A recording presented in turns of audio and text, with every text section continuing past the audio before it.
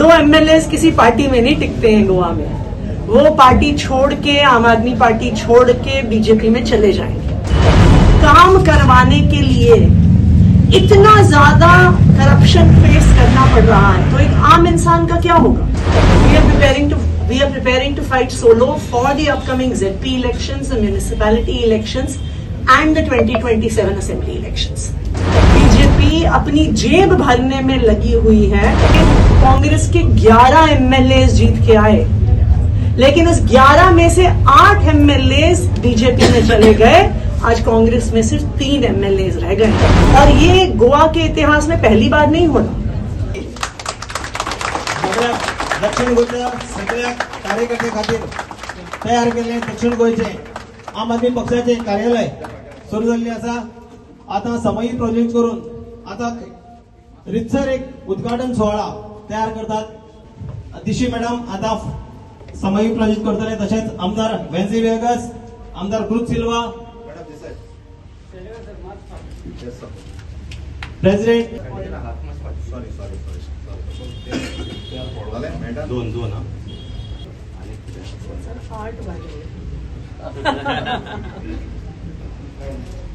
आमचे जिल्हा We have amongst us leader of opposition, former CM of Delhi, Atishi ma'am, and no other person could actually come and grace this occasion to open our South Goa office. I think every one of us knows that Aam Aadmi Party is here to bring in the difference.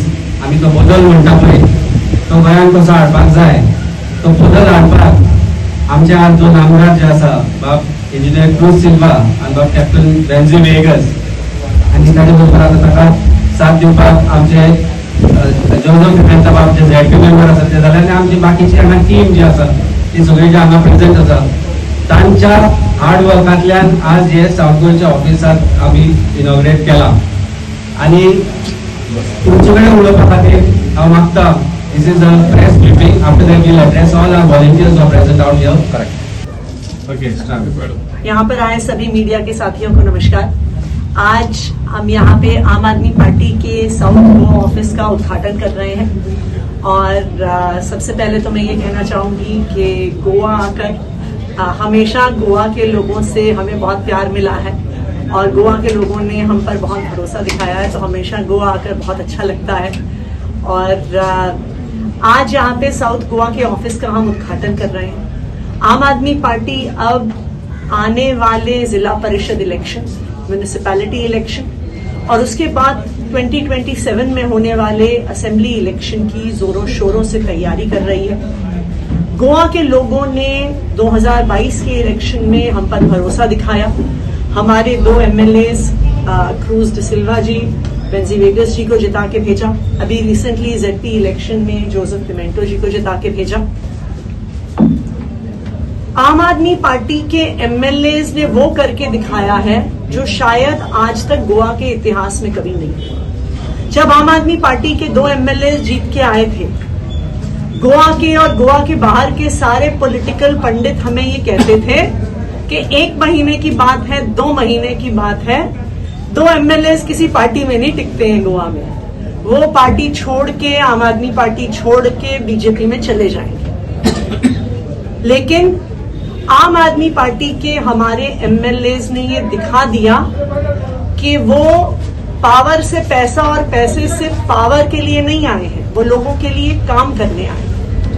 उसी समय 2022 के election में कांग्रेस के 11 MLA जीत के आए, लेकिन उस 11 में से 8 एमएलए बीजेपी में चले गए। आज कांग्रेस में सिर्फ 3 एमएलए रह गए और ये गोवा के इतिहास में पहली बार नहीं हो रहा। बार बार कांग्रेस ने गोवा के लोगों को धोखा दिया है। गोवा के लोग कांग्रेस के एमएलए को जिता के भेजते हैं और वो बीजेपी में चले जाते हैं, लेकिन आम आदमी पार्टी के एमएलए ना सिर्फ आम आदमी पार्टी में रहे बल्कि पिछले 3 साल से लगातार अपनी अपनी कॉन्स्टिट्यूएंसी के लोगों के लिए काम कर रहे हैं और गोवा की लोगों की आवाज गोवा की असेंबली में उठा रहे हैं। सब लोग देख रहे हैं कि गोवा की राजनीति में क्या हो रहा है। गोवा के ही एक एक्स बीजेपी के मिनिस्टर जब BL संतोष जी से मिलने जाते हैं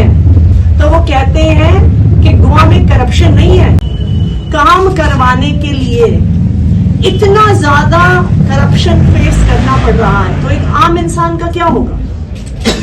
अगर यहाँ पे सिर्फ बीजेपी अपनी जेब भरने में लगी हुई है, तभी यहाँ के लोगों को अच्छे स्कूल नहीं मिलते, अच्छा हेल्थ केयर सिस्टम नहीं मिलता। और आम आदमी पार्टी गोवा के लोगों के साथ हमेशा खड़ी रही है, और जैसे गोवा के लोगों ने हम पर 2022 में भरोसा दिखाया, अब 2027 के इलेक्शन की तैयारी आम आदमी पार्टी शुरू कर रही है, और मुझे पूरा भरोसा है कि आने वाले इलेक्शंस में आम आदमी पार्टी का प्रेजेंस और परफॉर्मेंस बेटर होगा, और गोवा के लोग हमें और भी ज्यादा सीट्स जिता के आने वाले इलेक्शन में भेजेंगे। Thank you. Well, what about the elections? You said we are preparing for elections. After the Delhi elections, Amit sir said that alliance with Congress is the only way forward. What about 27 elections? Are we going to go solo or fight elections? We are preparing to fight solo for the upcoming ZP elections, the municipality elections, and the 2027 assembly elections. So you are saying there will be no alliance with Congress Yes, in 27? there will be no alliance. Aam Aadmi Party will be fighting on its own. Will there be some room, because 2 years is a long time in politics, or we are, we have taken a call?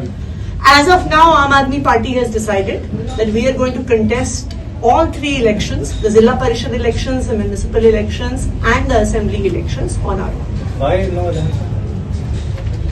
Is there a Well, reasoning? it is very clear that Congress cannot be trusted. Last time 11 MLAs from the Congress won. 8 of them have gone into the BJP, only 3 are left.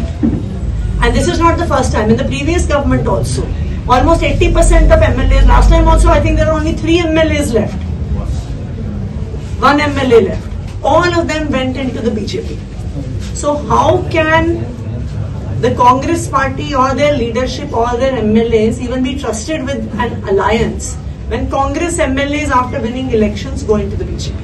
Aam Aadmi Party had rallied behind the South Goa Member of Parliament, Captain Vijay Yadav, and it was an alliance part.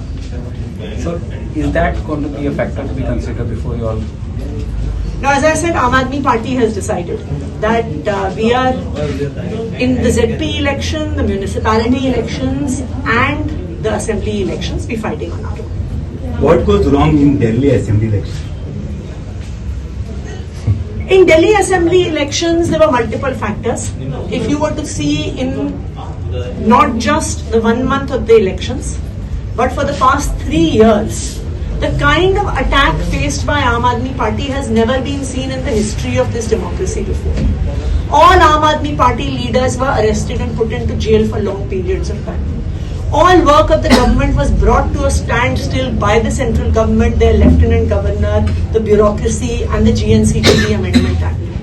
Even during the elections, there was full misuse of the electoral machinery of the police, which is in the hands of the BJP-led central government, of the election commission that manipulated electoral rolls, of open intimidation of the voters by goons belonging to the BJP with full support from the police in Delhi.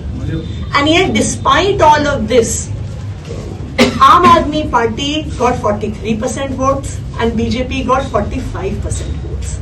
So it is very clear that despite all efforts by the BJP, a very large number of the people of Delhi have still reposed their faith in Aam Aadmi Party. And I think that as the opposition in Delhi, it is now our responsibility to represent the 43% of the voters and hold the BJP government responsible for the promises they have made. इन दिनों में अरविंद केजरीवाल सामने नहीं आ रहे, क्या कहाँ पे है, किससे बात हो रही है? अरविंद केजरीवाल जी विपश्यना के लिए गए। तो इन दिनों में किससे बात कर रहे हैं, किससे कांटेक्ट? विपश्यना के दौरान आप किसी से बात नहीं कर सकते, आप साइलेंट मेडिटेशन करें। Subscribe and follow our YouTube and Facebook channel for more videos.